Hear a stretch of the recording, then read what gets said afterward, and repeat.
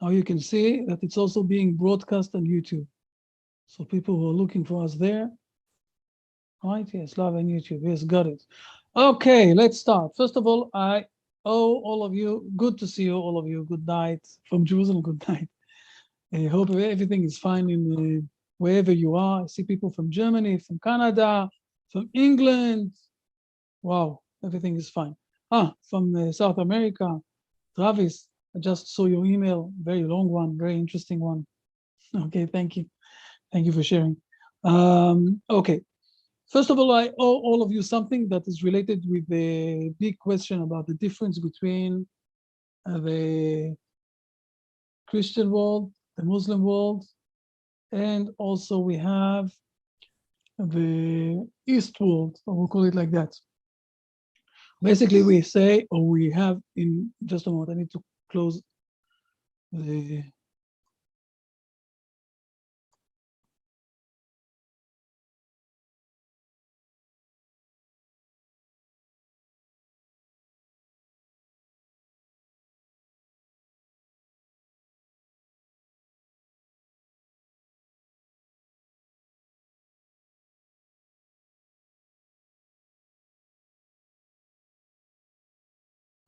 Okay, now you won't hear me twice. Basically, we have, it's already being written down in the Bible, in Genesis, in chapter 2. Look for a moment with me in chapter 2 in Genesis. I will share the screen. And I think it's here. I think so. Let me see. You can see Genesis, right? Here it is. Okay, let's look for a moment in chapter 2 of Genesis. Chapter 2 of Genesis is teaching us that there are, after it says that God formed man, dust of the ground, and he breathed in his nose is also soul of life, okay, and living a soul. There's something that God is saying, speaking also about the Garden of Eden, say, the Garden of Eden. And then he is saying something a bit interesting, I will say it like that. And we never learned it in a deep way. So if it's okay, Travis, if you can read verses from 10 till 14, including all those verses, please. And a river flowed out of Eden to water the garden. And from there it separated and became 4 heads. The name of one is the Pishon. That is the one that encompasses all of the land of Haviah, where there is gold. And the gold of that land is good. There is the crystal and the onyx stone. And the name of the second river is Gihon. That is the one that encompasses all of the land of Cush. And the name of the third river is Tigris. That is the one that flows to the east of Assyria. And the fourth river is that of the Euphrates. You want me to go on? This is enough. I'm not going to go inside to all of the rivers to explain all of them, but I'm going to speak about the principle. First of all, the word river in Hebrew is coming from the word enlightenment. Now think about this for a moment. If you will think, we already know the history, and along the history, people sat down along the rivers. A river is a place where it's giving a bit of life. The water of the river is giving is giving life. But the word river in Hebrew is also coming from the word enlightenment. It's giving some sort of enlightenment to the world. And what it says here, basically in verse number 10, that there are 4 main enlightenments that are going outside from the Garden of Eden. And if we look today backwards, and I'm doing this in a very, general explanation. It's not, we can go to very more detailed and exact and everything else things. But in a general way, we have basically 4 main cultures in this world that gave enlightenment to the world how to live. we have the way of the Jewish people, or the Hebrew people, not the Jewish people, the Hebrew people. They're only called Jewish after they went to the first exile. That only the Jewish went to one place and the Israelite others went to another place, and they vanished in the history.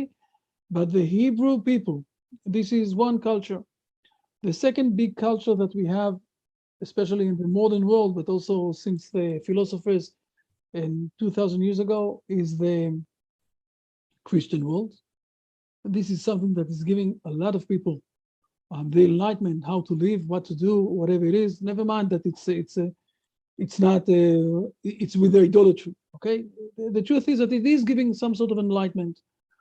Then we have also the Muslim world in the last 1,300 years, and we have since the days of the first temple mount that was destroyed 600 years before the counting of the Christian world of today.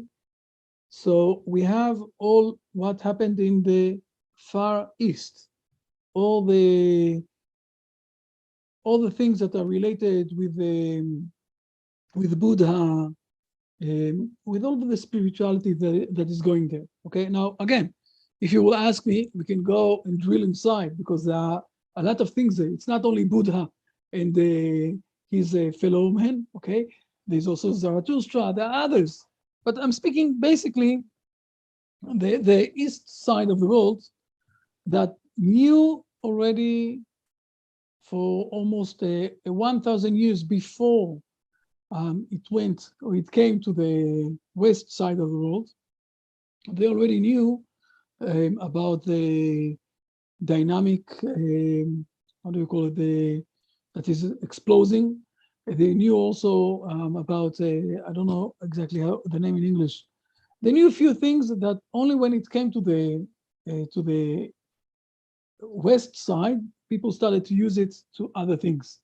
But in those places, the issue of time is different, and it's a big culture that is related with spirituality in the east side of the world.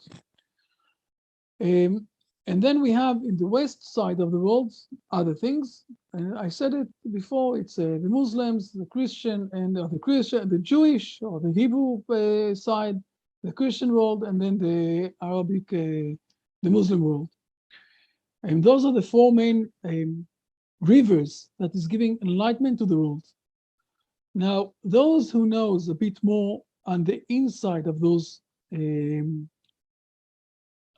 religions knows that the roots of all of them, some of them are starting with the same principles. Not all of them, or not everything, but the main principles are starting on the same.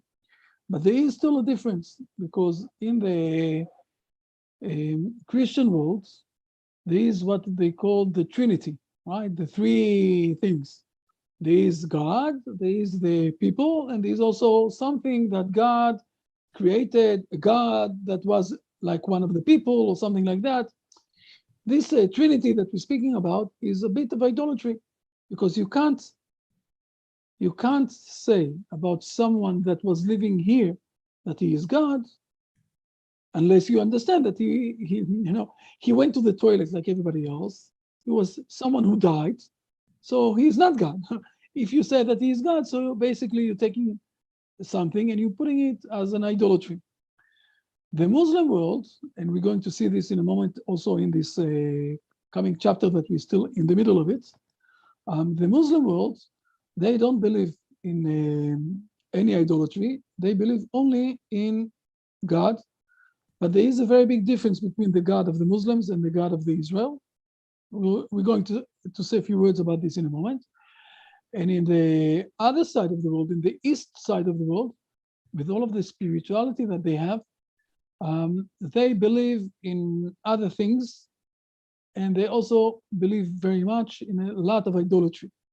What happened lately in the India area, in the China area, we're starting to see this. In other places in the East, What happened is that the England, French, and Australian people captured them in the last 100 years in the big World War #1, 110 years ago, and they forced everybody to become a Christian. And it's something amazing because today we have something like almost 30 communities, okay, with few thousand people in India, for example, that left Christianity and they became Noahide. By the way, last week, Wednesday night, we sent there a messenger from Israel. And in the next coming few days, you will see it also. I'm going to send an email if you can help us to support this community. You know, it's very, I will send it very clear and very simple. Those who will be able to help, what's good. If not, it's okay, fine. But we sent a messenger because we have a lot of communities there in the east side. They said all of this idolatry of the Christian world, we don't want to be part of it. But their forefathers were really idolatry people who worshipped all sorts of things, but they already left it 100 years ago. So today, after 3 and 4 generations ahead, they are living, it's really becoming, you know, people that are related to the Hebrew nation and asking a lot of, to become and to knowledge all the Noahide. We have a lot of communities there. It's amazing what we have there in the east side. In the Muslim world, I will say it like that. Again, I'm speaking very dogmatic and very large, in a large way of thinking. Now you can go to a lot of tiny, small bits of ideas, and it's broken down to a lot of more and more ideas. After all, the world is 7 billion people, so it's taking, you know, a bit more complicated than what I'm showing. But I'm speaking about the principle of the things. The Christian world was based on a very important point that they replaced the Hebrew people. This was the main point of them. The main point of the ideology of the Christian world was the Hebrew people. God is very upset with them, is very angry with them. Therefore, he threw them out from their land. And all of the Christian world replaced the Hebrew people. Now, after 1800 years, 1900 years, the Hebrew people came back to the homeland, as they said along history, that they're going to go back to the homeland. And all of the prophets are promising that we will come back to our homeland. So what happened to the Christian world? Starting to ask a lot of questions. So we have suddenly people that are teaching the Old Testament, okay, the true Bible. We have people, evangelist people. We have people are starting to realize it's a big break to the ideology of the Christian world, because something here is not inappropriate.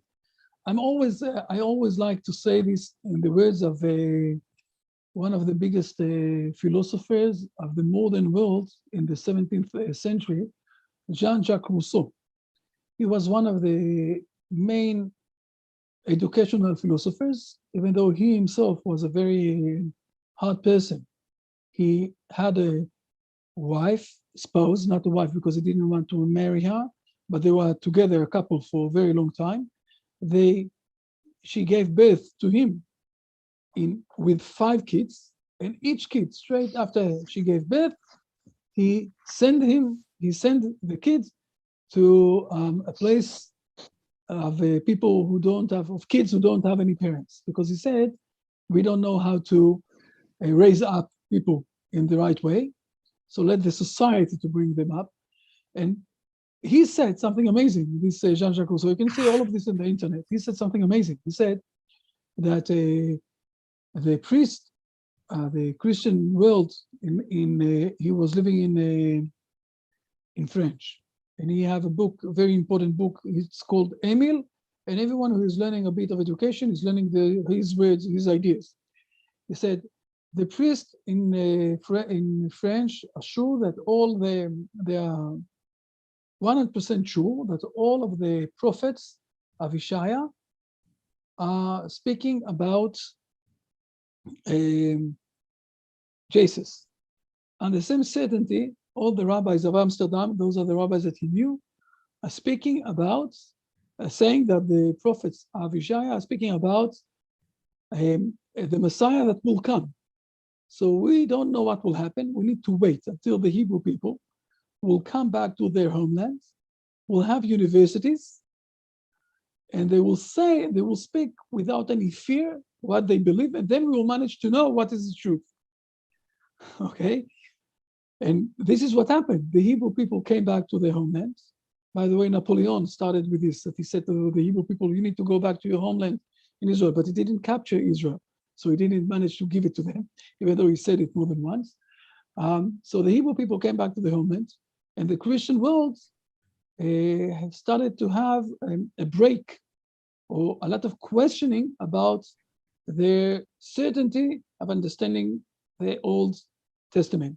Now, let's not forget, in the 13th century, there was a big assembly that decided that the Christian people are not allowed to learn the Old Testament. And in the 15th century, King James put 42 or 43 people inside rooms, and they translated the Bible, okay, the Old Testament, but it wasn't allowed to the public. Why? Because the Old Testament, that Jesus never knew the New Testament, okay? When they wrote the New Testament 250 years after he died, or maybe even more than that. So Jesus never knew the New Testament. He knew only the Old Testament. And when you're trying to compare things from the Old Testament to the New Testament, you're starting to realize how much things are not exact. I will say it like that. There are a lot of questions that's starting to be raised. So the situation of the Hebrew nation were coming to their homeland back. This is something that started to raise up a lot of questions to the Christian world. And this is one thing that we see. The Muslim world is working differently, okay? If I will try to define the difference between the Muslim world and the Christian world, I will say it like that. In the Christian world, they do believe that there is a place for God, but once a week for 1 hour, that's it. Not more than that. Don't bother us too much. The human is the most important here. Hey, human and what he can bring here. He is the almost almighty in this world. His thoughts and minds and everything else will lead into a very big, great situation, a lot of things. God, okay, once a week we will go to the church and we will listen to all of the priests, what they have to say. We don't really need to act in those things because, you know, there's a difference between the deed and creeds. Everything else, everything is fine. Excellent. In the Muslim world, it's just vice versa, okay? They believe in one God, the Almighty God. They are the sons, descendants of Abraham. But they believe that he is only Almighty in this world. And everyone who is against him, there is only one penalty. And we can see this in ISIS.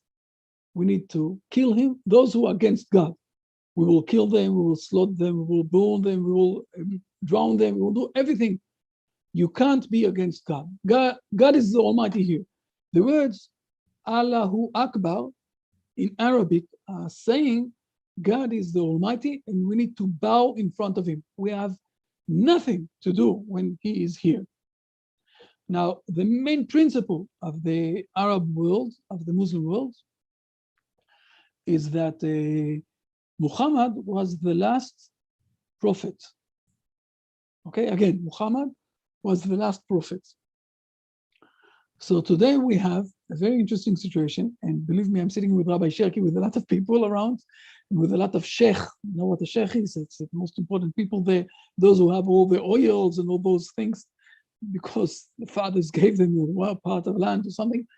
And we're sitting with a lot of people, with a lot of experts, with a lot of people from the Muslim world. And a lot of them are speaking with us, and they want very much that we will have good relation with them. But they don't want to accept the situation that they were born for Hagar, from Hagar. Hagar was only the servant of Sarah. And they're saying all the time, we are together, we're on the same level, let's speak together and everything else. And one of the things that we're telling them that they need to realize that the issue of the prophecy it will come back. Everybody, all of our sages said it already, 2,000, 4,000 years ago. Also, the prophets said it already, that the prophecy will come back. And when the prophecy will come back, they saying all the time, their statement is that Muhammad was the last prophet. And when they are going to have a big crisis, when the prophecy will come back to the Hebrew nation, and then they will crack down. They will say, so something there is wrong. Something there is not 100% right. And one of the things that they did, they took the Bible and they mismatched it with a lot of false ideas, with a lot of things that are not written in the Bible, in the real Bible. We have the Bible, okay, in the same Hebrew words and everything else for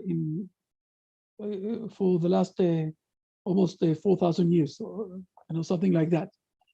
And they took the Bible and did a lot of stories inside, but with a lot of confusions and not. So our sages are not allowing us. They are saying to us all the time, our sages, that we're not supposed to argue with Arabs because they don't know. They don't know exactly the Bible and everything else. So on one side, and this is why I brought those verses. On one side, we have those main four, I will say, spiritual ways that led the world.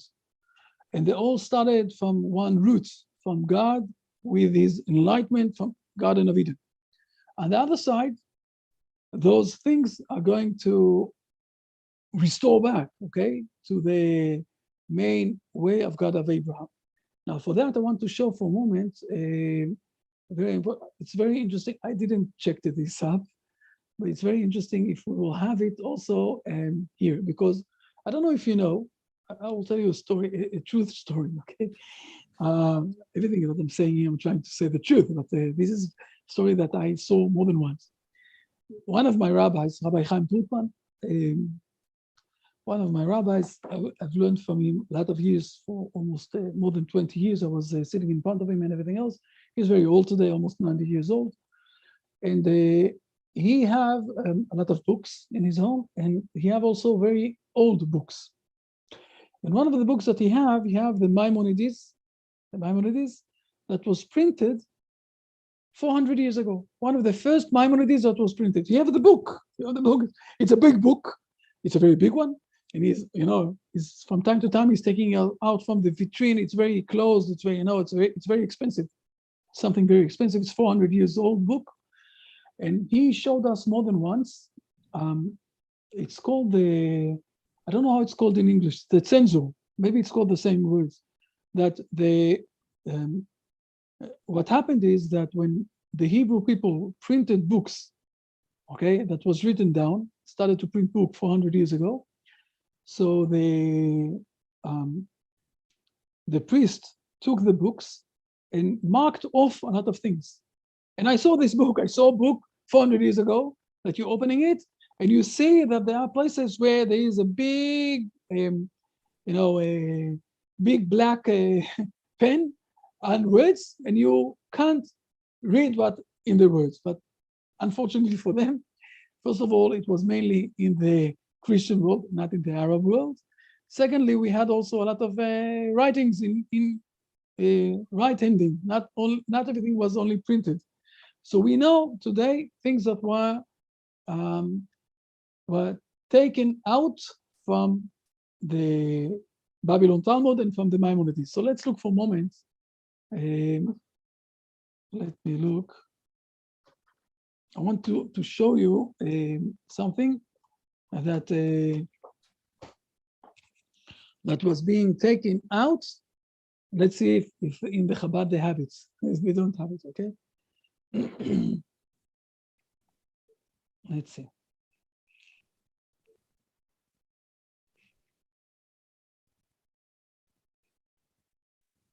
So I'm looking on the Hebrew version.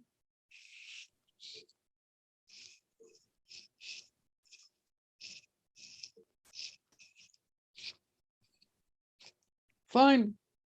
Okay, this part, okay, I saw in my eyes. This part, I need to go there and to print it to show this. This part, in the version that was printed 400 years ago is being marked off. Okay, in my books, I have the books, but today we have everything that, we did. We're not shy. As Jean-Jacques Rousseau said, we are not afraid to say what we have to say. So let's read. Now, it's not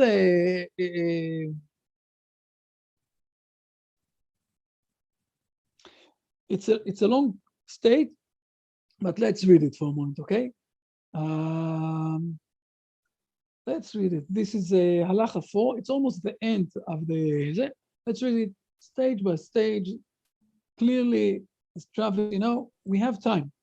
It's a long one, but we have time. And then I will explain a few things about it. So let's start with the 4. Travis, can you read it? Yes, sir. Yes, sir. Okay. If a king will arise from the house of David, who diligently contemplates the Torah and observes its mitzvos as prescribed by the written law and the oral law of David, his ancestor will compel all of Israel to walk in the way of Torah and to rectify the breaches in its observance and fight the wars of God. We may with assurance consider him Mashiach. If he succeeds in the above, builds the temple in its place, and gathers the dispersed of Israel, he is definitely the Mashiach. He will then improve the entire world, motivating all the nations to serve God together. As Zephaniah 3:9 states, I will transform the peoples to a pure. I need you to roll it up. I'm sorry, I lost you, Rabbi.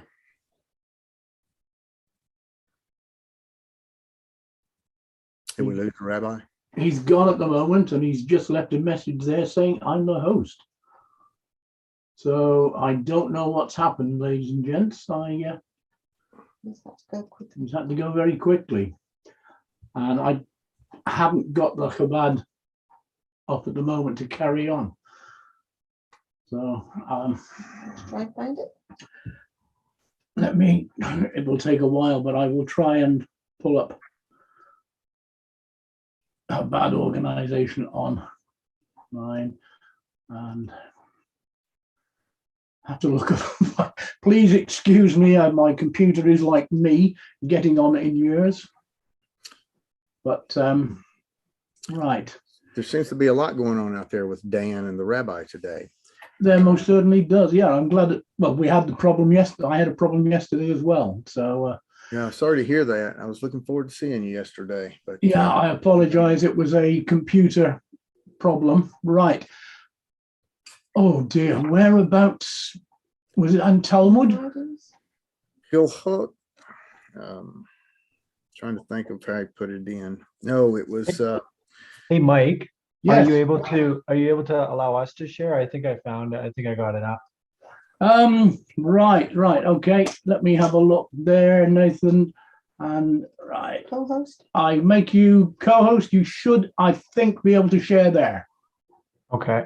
Does it come up? And if everybody else will mute their mics, we'll be able to keep us right in there. No, Okay. I can't find it. You guys see that? There you go. And leave it. Is that it, Malcolm? Yeah. Chapter 4. And he was in Okay. Chapter 4. It was, yeah. verse 4 as well. Oh, maybe it was verse 4. Carry it Down down. the bottom, scroll down. This is chapter Go 3. down Oh, sorry. about No, it's not that one. No. Okay. got the underline. You're in the right book. It's just you're on the wrong chapter. It may be chapter 1. I don't know. It was, so, It was so, first of 4. all, first of all, I'm sorry, all of you. Oh, there you are. There he is.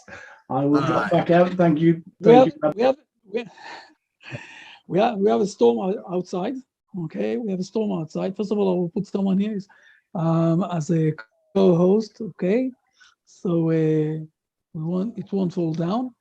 We had a storm outside. We have a storm outside, so we lost the internet. So I went on my phone. Woohoo! This is why we have the phone. So I will share the screen. It's in chapter 11. Okay, it's the end of the Okay, so let's continue on, please. Okay. Continue where we stopped. Okay. Okay. He will improve the entire world, motivating all the nations to serve God together. As Zephaniah 3:9 states, I will transform the peoples to a pure language, that they all will call upon the name of Hashem and serve him with one purpose. Fine. And now something that is related. Look to whom he is hinting, please.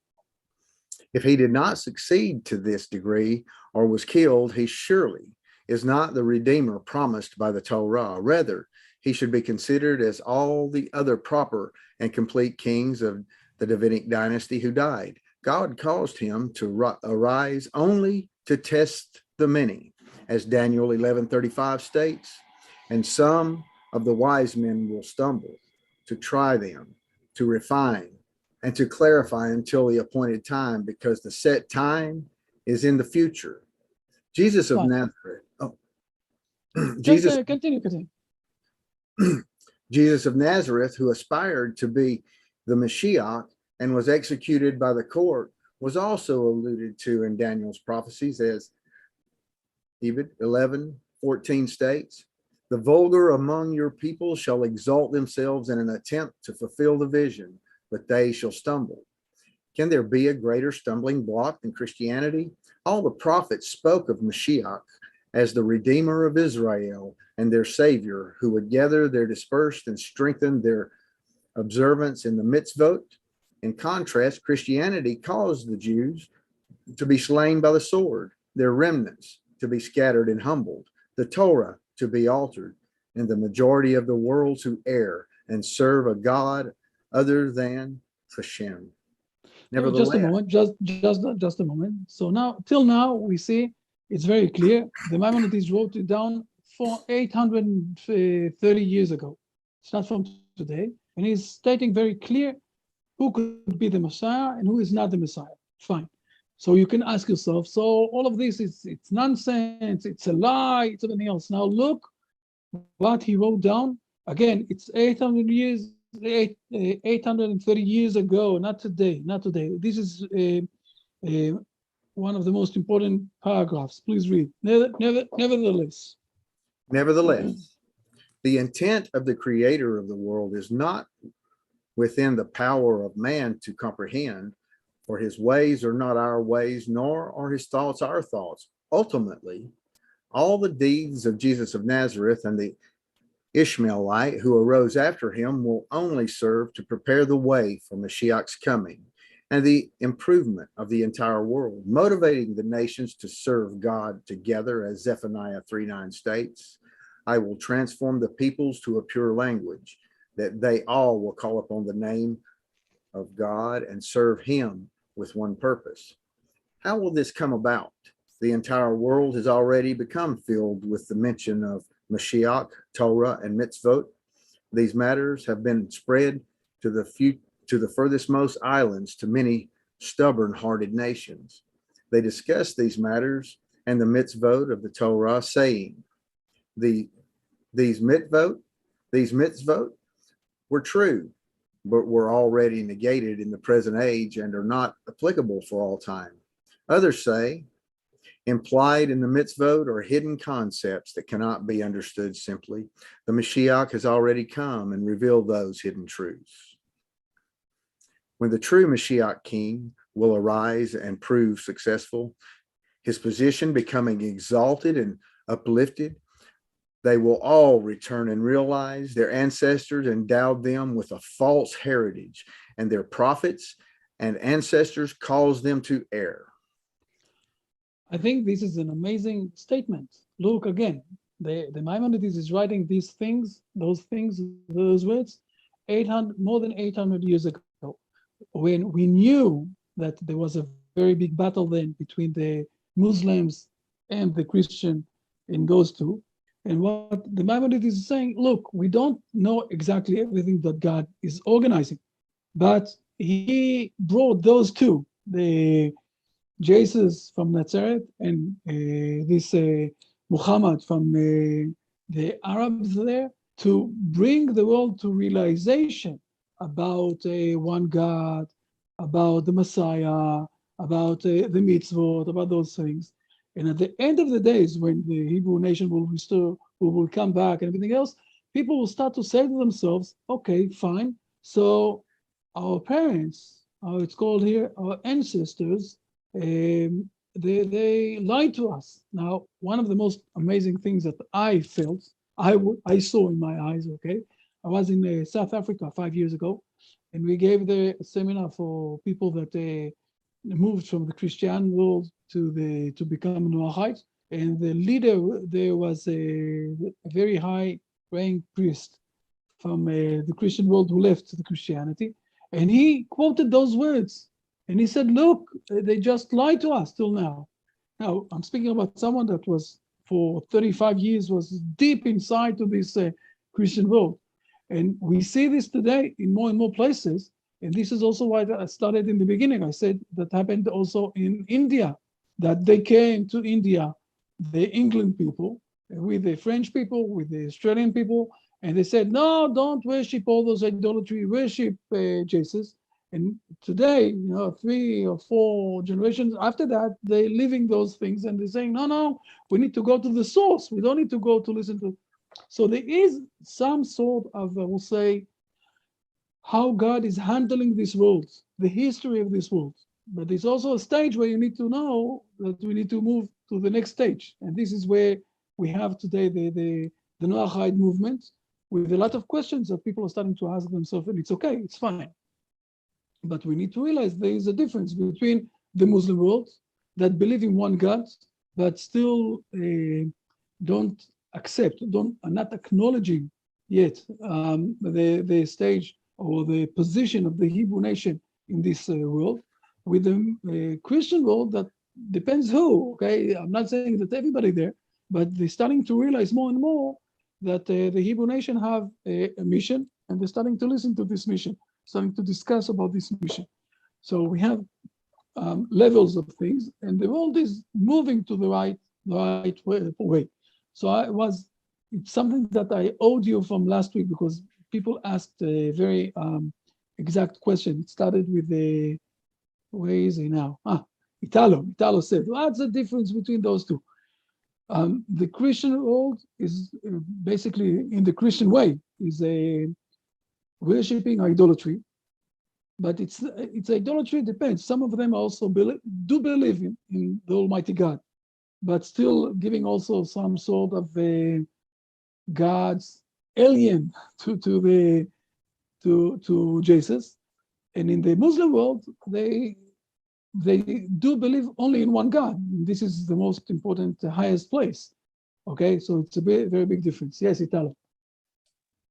Yes, there's another question. Why did Maimonides? Why did he pray? He say he could pray in a mosque. This is the main difference. The mosque is a place where they believe in one God, and they pray to this God. They are the kids of Abraham. So let's say when I'm going to a church, okay, I'm as a Jew who's going to a church. So basically, what I'm saying that I'm accepting that Jesus was also God, but this is idolatry. So I can't go inside to a church. What about a sect? Let's say a Christian sect, that there are some that don't believe that Jesus is God, and what about those with that kind of church? That they don't believe that Jesus is God? Inside that church, a church that doesn't take Jesus as God, let's say. If they don't have any idolatry things in front of them, okay, any idols in front of them, you can pray. So maybe yes. We need to check everything, By the way, I'm allowed to go inside to observe the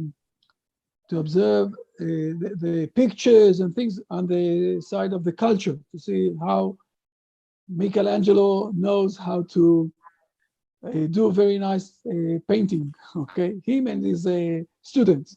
So it's not that I'm not allowed to go. The question is why I'm going inside, or what exactly I'm doing when I'm going inside. If I'm going inside just to see the pictures and the painting and everything else, it's one thing. So going inside when people are praying, it's another thing. So it's much more harder. I must tell, once I had, there is a very unique, nice, I will say, pictures in a special church in Vilnius. And I was there until the coronavirus, I was there for 10, I gave the 10 seminars, okay, in Vilnius. And one of the times they urged me, they said to me, you must go inside and see exactly what's happening and everything else. So we went inside. I said to them, we want to show me all sorts of pictures and everything else. But there was a ceremony there. And we stood aside, and we spoke all the time, and quietly we spoke, and people started to say to us, shh. I said, I'm fine, I'm going out. It's nothing, not part of this ceremony. But usually, again, we need to realize, do I accept idolatry or not? I'm not going inside to a place where it's an idolatry place. Okay. So did the Rambam, did he pray in a mosque, or is it just the theory that you could pray in a mosque? I don't know about him himself, but it is halachically you can pray in a mosque. You can pray in a mosque. Anything that is not idolatry, you can pray. So, but why would he go to a mosque to pray? No. No one is going to a mosque to pray because we have our own synagogues, okay? Yeah. But I will tell you an example. Okay, for example, when the Gaza people are firing rockets on Israel, and we have no choice, and we need to go to Gaza for a few days to calm them down. And our soldiers want to pray, and they're inside the mosque. They will pray inside the mosque. Okay, so we're not looking for that, but it's happening from time to time. Now that we have, especially in Israel, that we have churches and we have mosques. So nobody will pray in the church, but people will pray in a mosque in a situation like that. It's happening from time to time. Yes, Travis.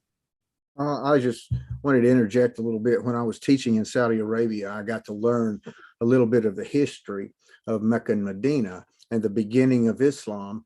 And in the beginning, okay, it changed about halfway through the Quran, but in the beginning, they were partners with the Jewish people that lived in Medina and in Mecca, and the Christians, and they were all accepting of the Islam was all accepting of Jesus, not as the Messiah, but as a prophet. And they were accepting of the Jewish nation of the one God. And then they were partners, and then it came down, and I'm not going to get into the negative aspects of when it changed, and they went to war and destroyed the Jewish people in Medina at that time. But there was a time when you go back to the very beginning of the starting of Islam, when they were partnering with both sides, all of the Abrahamic faiths together. But the Christianity side was different at that time also. It was different in the Middle East. And it was not the way it is today. So we can't take what we know today and apply it to the history the way I see it. We have to go back to the foundation of all of it. And the foundation is Hashem. And that's all I got to say. I just wanted to interject that there is a history there where we all at one time were one God people. You're right. And there's a very interesting situation there where it turned over, okay? And it was basically when Hebrew people reject Muhammad. Mainly, okay? Because they started to say also the ideas and words and the stories that were mixed up with a lot of things. And they said to him, it's not the true thing. And then he was, but you're right, and I'm saying it's starting already from the Garden of Eden that we're speaking about, that there's one, I will say, lake, Nahar, that is going out, and from there it's spreading to 4 different cultures, to 4 different roots that are going on in this world, and we see this along history. I want to show for a moment something that I'm not sure that people are realizing, okay? So let's jump for a moment to the chapter that we are, I'm going to jump for a moment to to chapter 21 in Genesis. Right? You remember that we're in chapter 21 in Genesis? Oh, I'll go to chapter 21, sorry. I want to show for a moment that there is a difference, I will call it like that, between the eyes point of view of Abraham and the point of view of Sarah. Okay, those are two different point of view. We showed this last week when there is how everyone is calling Ishmael. Sarah is calling him. You see it here. Okay, Sarah said to Abraham, verse number 10, drive out this handmaid and her son. Okay, this is how she's calling him.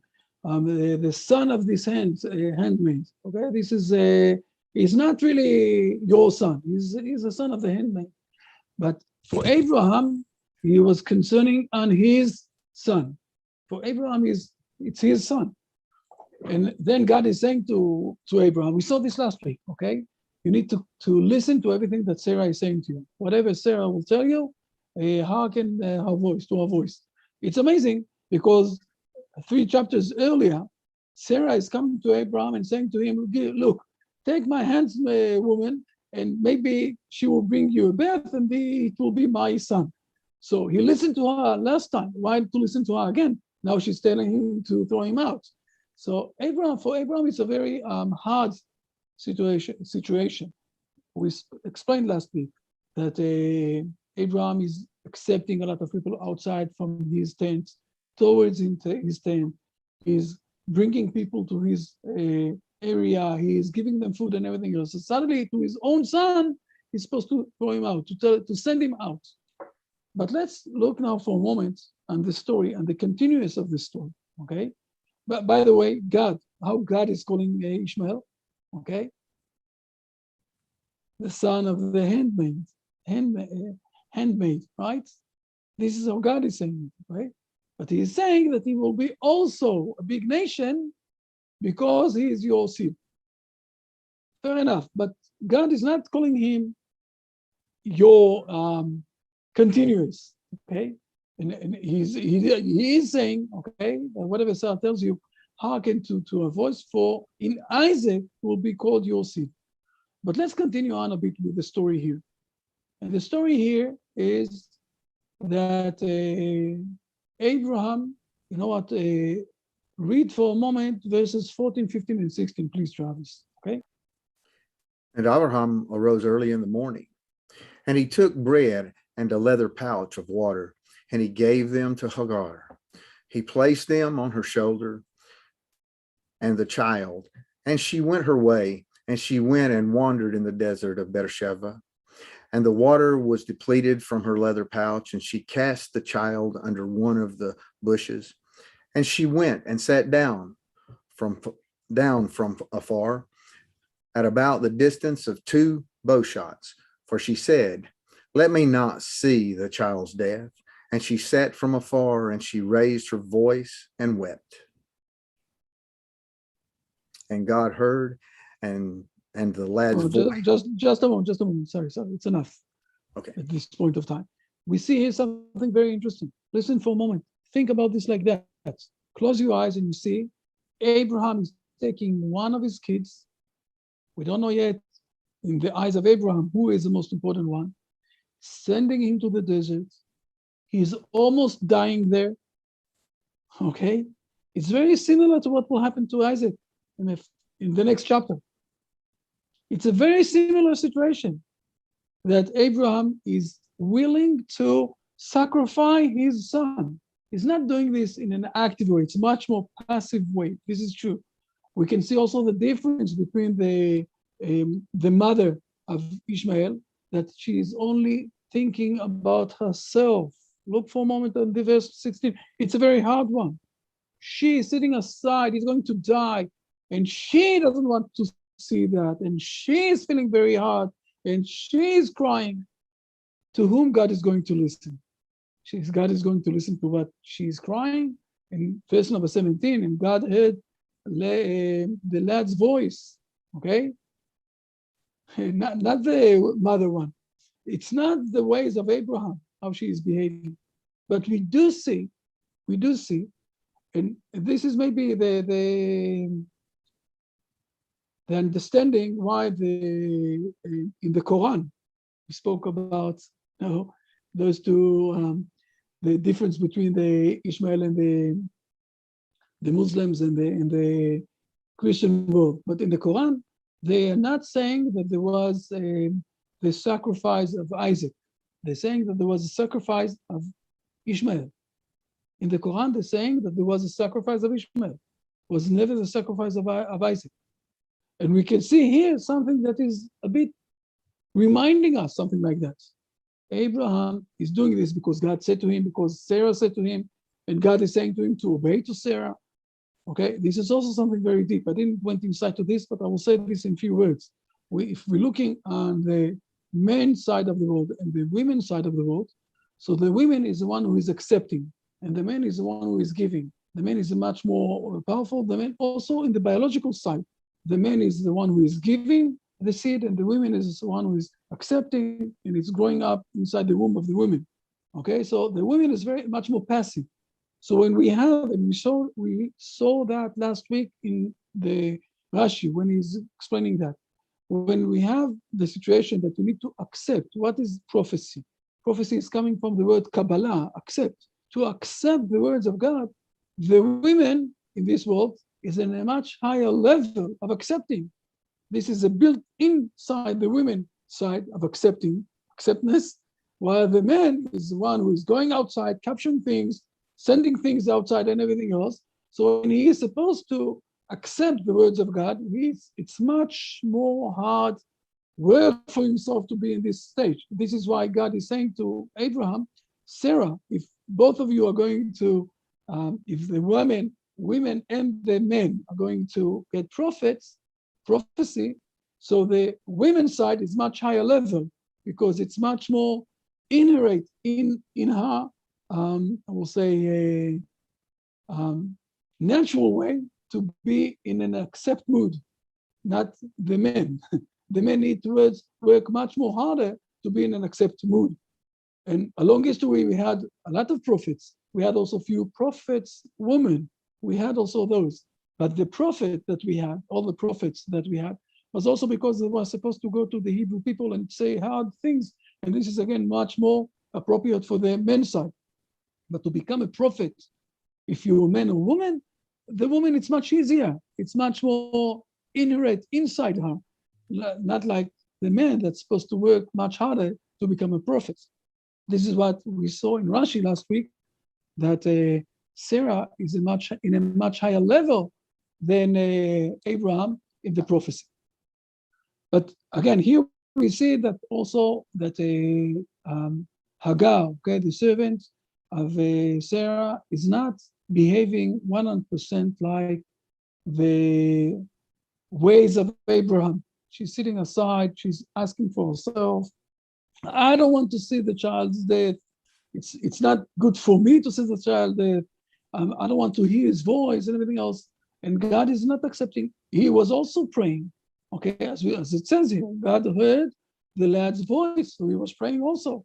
Okay, and he said to Hagar, why are you crying? And you can see, what exactly can you see? In verse number 19, please read for a moment, verse number 19. Hey, Travis. And God opened her eyes, and she saw a well of water. And she went and filled the pouch with water and gave the lad to drink. So we're speaking here again about what? A well of water, right? We started with the four big rivers. And I said to you, to all of us, okay, a river is related with the enlightenment. Now, what is the well of water? It's I'm giving you a homework for next week, okay? Something very important. In Genesis, and also something in the beginning of the Exodus, but especially in Genesis, we have few times the well. Now, we have waters that are coming from up in heaven towards the ground. We call this rain, we call this snow. In Hebrew, the word is to take something from spiritual towards physical. This is the word. The word Geshem is to take something from a spiritual side towards to become a physical side. So we're speaking about something that is coming from up there towards us. We have also the water that is underneath the ground, and we have also all the seas and the rivers. All those things we have. The sea is more salty, the river, and in principle, the river is much more sweet, the waters, fair enough. What is the well? The well is the effort of the human, of men, to drill inside, to bring out the water from inside towards back to the land. So it's a combination of the hard work of men and the water of God. I'll call it like that. It's combined together. Now the homework that I want to give you all is to find the places that we have a well of water in Genesis. We have something like I will give you that. You need to look on this a bit, okay? There's twice in Ishmael. This is the second time, a very big hint. We have it also in Isaac. Once more, we have it also in Jacob. We have it also then in Moses. And we need to understand exactly what is happening there with the well. Why this well is coming all the time. What exactly it's want to tell us, this story of the well. This is something that we're going to look inside next week, okay? And at the end of this specific thing is, please read verses number 20 and 21. And he dwelt in the desert of Paran, and his mother took for him a wife from the land of Mitzrayim, Egypt. Now it came to pass at the time that Avimelech. No. 22 is the next story. We will deal with this hopefully next week also. I asked 20 and 21. Basically, what we have here. Oh, 20 and 21. I'm sorry. Let me go back. It's okay. And God was with the lad, and he grew, and he dwelt in the desert, and he became an archer. And he dwelled in the desert of Paran, and his mother took for him a wife from the land of Mitzrayim, Egypt. Fine.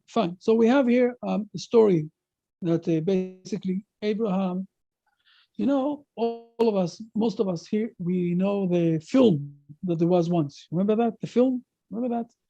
Once we didn't have all the electronic cameras. We had a film. So what happened? If you wanted to take a picture, you took a picture inside the camera, right? And the film took the picture. It was a negative, right?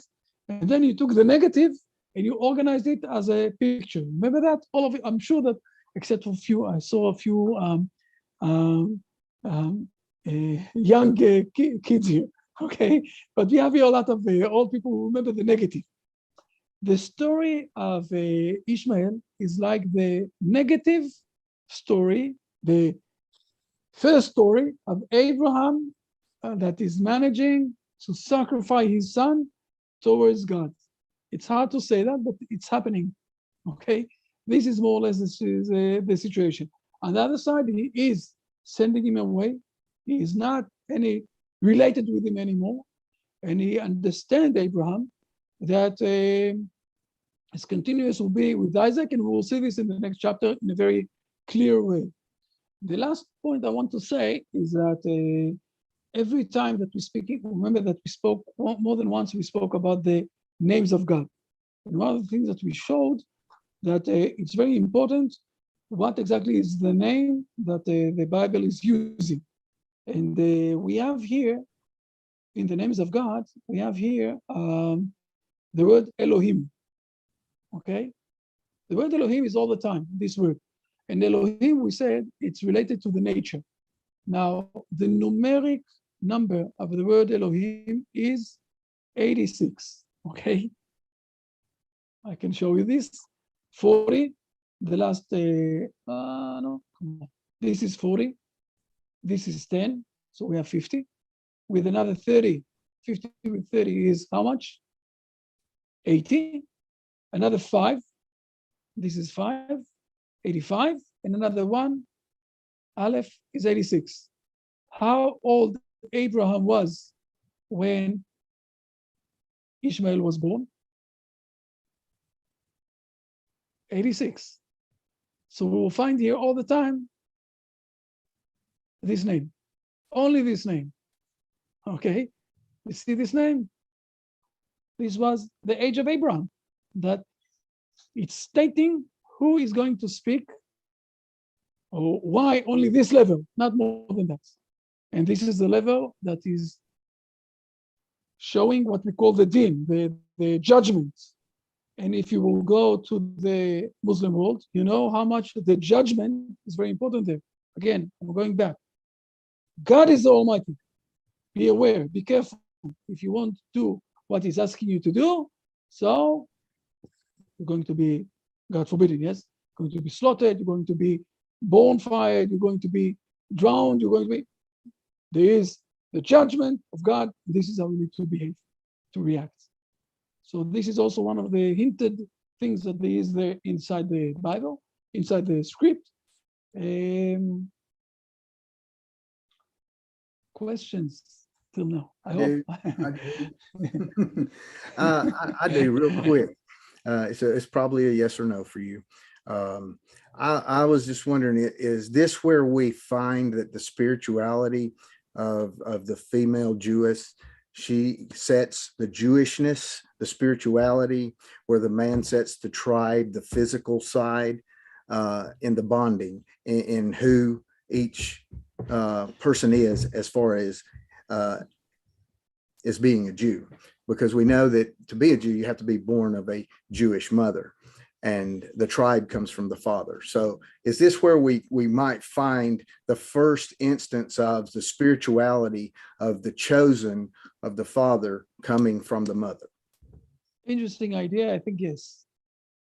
I think that it is true. Yes, this is also one of the things. Yes, it's not the only thing. Okay, but it's one of the things. I will say something that is not usually politically correct to say. Okay, but you always know who was the mother, but you can't be 100% who was the father. Never said it. I never said it. Think about this, but it's true. And this is also one of the simplest reasons, but it is true. So think about this. Okay, but what you said is also, it's one level above. It's okay. More questions? Yes, Italo. Yes. You were talking about the Eastern religions, and there's this. They have this tradition of honoring their ancestors. You know, they have the picture of their ancestors, and they light candle and stuff like that. And I was wondering, because some people, they talk, you know, you can talk to your dead father or mother or grandparents. There's also, I've seen someone that asked for something.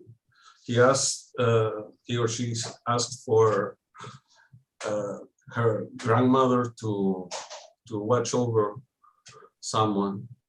What is that? Is that okay? Is that idolatry? Is that on the limb? What do you think of all that? I think Bart can answer you. It's a bit related to, Bart, the things a bit related with things that we spoke earlier today, Bart. About those things. I am tired and I lost a great deal of the question. So I was fine. It's Italo, to learn what really is happening in the east side of the world. It's very complicated. The modern world of the west side, okay, is taking a few things in the last 60, 70 years. And it's another long discussion that we need to do to realize and to understand what is happening there. It's very hard to answer in a nutshell, okay, what exactly is happening there.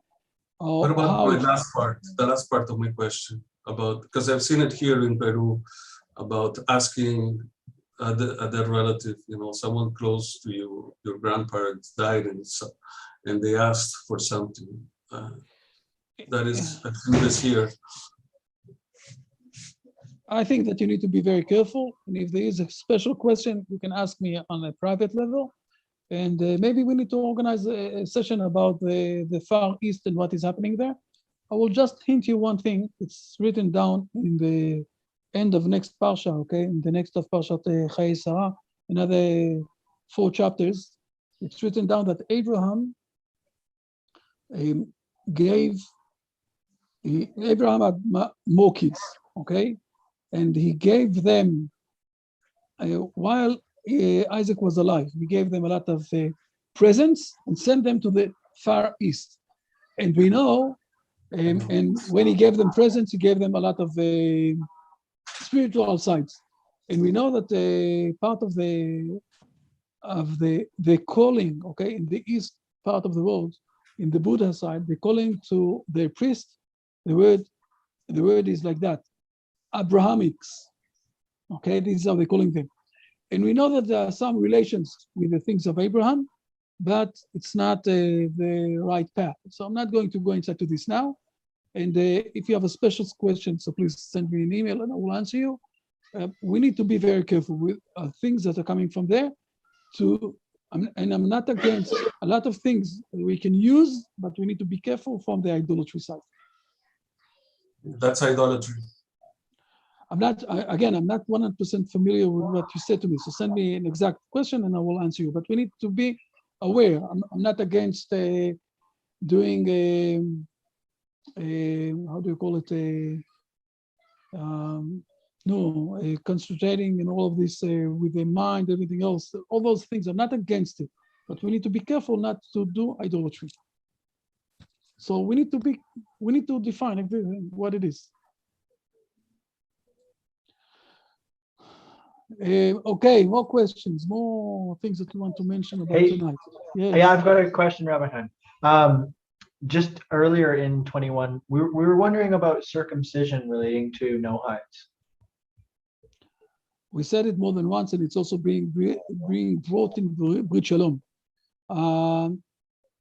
It's something that you can do. I'm saying that if someone is doing this, also the Maimonides, 2 chapters before is speaking about this, that you can do this also as not an Nohite, just as someone who wants to do that. You can do that, it's okay. But I'm asking not to do this not by yourself, and not do it with the doctor, okay, in the right way. No, I'm not. It's not a joke. It's something very important. Do it with the doctor in the right way, and you can also ask in the Jewish community in your area that they will help you, and they will help you, because usually we have doctors that are doing this in the hospital. It's some sort of surgery to do it in the right way, not to do this in an inappropriate way. I will say it like that. Right. May I interject? I got it done at 25 for health reasons, and make sure you make the right decision. I suggest that everybody get it done, but go through it with the doctor. Like you said, it's a very painful thing, very painful. Fair enough. We have also people here in this class that are doing this from time to time, and they're not allowed to say who and what, how. But it's something that it's allowed, and fair enough. It's appropriate with the situation. I will say it like that. Okay, in the beginning of the Christian world, I'm speaking about 2,000 years ago. There wasn't a very big separation between the Jewish and the Christian people. There was a lot of inside the Jewish community. There was also a cult of Christian people, but they were Jewish. For 70 years, they were davening, they were praying together. Okay, and those people, the Christian people of the Jewish cult, okay, the Christian cult from the Jewish community, they were doing a lot of bringing people inside to the Judaism. What we call, they did all this thing of, how do you call it, that they became Jewish, okay? So the women came inside and became Jewish. And the men, they were really upset. They said, we don't want to do circumcision. So this is where, after 70 years, they started to separate.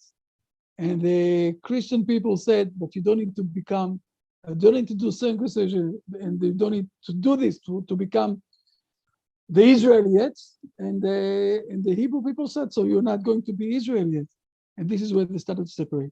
But today, with all of the facilities that we have, with all of the, I will say, with all of the hospitals and everything else, so it is a story. It's not that, okay, everything is fine, but they're doing it with they're doing it in the right way. But again, do it with the doctor and do it in the right way, and you can get the help from the Jewish community in your area. Everything is fine. Okay, thanks so much. Ariel has some exciting news. Yeah, well, we're expecting, so. We've been blessed, but we don't know if it's a boy or a girl. So we're trying to work those things out, whether that's something we should look into, and whether we should do the 8th day or at the hospital and all those things, right? Well, if I can put in there, I have been circumcised since I was exceedingly young. I do not remember it. So my parents knew that I was going to become a Noahide. There you go, Good. Mike. Right 65 years ago. So they were prophets. Very good. Somebody spoke to them, yes. And I would say, like I told my children when they had their boys, they had them had it done on the 8th day at the hospital, and they done it the right way. So anyway, that's just my interjection.